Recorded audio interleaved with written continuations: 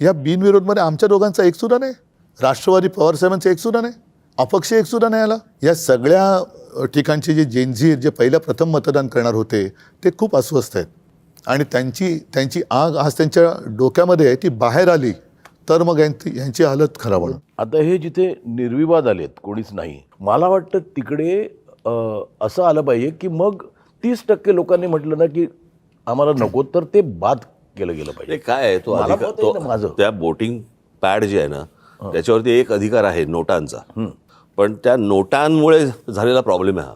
नाही, पण नोटा आता तो निर्विवाद असेल तर तिकडे वाटलेल्या वाटलेल्या नोटांमुळे वाटलेल्या झालेला नोटांमुळे झालेला प्रॉब्लेम आहे, त्याच्यामुळे नोटाचा पण अधिकार नाही. घ्या. पण आता जिथे निर्विवाद आले तर तिकडे नोटा पण दाबायला चान्स नाही ना. एक्झॅक्टली, कारण नोटा मिळाल्या ना. तिथल्या निवडणुकीची प्रक्रिया नव्याने घेतली पाहिजे. हे जे बिनविरोध सगळं थोतांड झालं, कारण आता ते तिकडनं त्यांनी बरं या बिनविरोधमध्ये आमच्या दोघांचा एकसुद्धा नाही, राष्ट्रवादी पवारसाहेबांचा एकसुद्धा नाही, अपक्ष एकसुद्धा नाही आला. हे काय योगायोग आहे? त्याला मी तेच म्हणतो. म्हणजे ते योगायोग आहे की काय आहे काय हे? नाही, माझं म्हणणं आहे की लोकांच्या मताला काही व्हॅल्यू आहे की नाही. मग तिकडच्या लोकांना त्यांचं मत असेल की नाही स्वतः, त्यावेळेला म्हटलं की जर का 30% लोकांनी त्यांचं पण मतदान घ्या.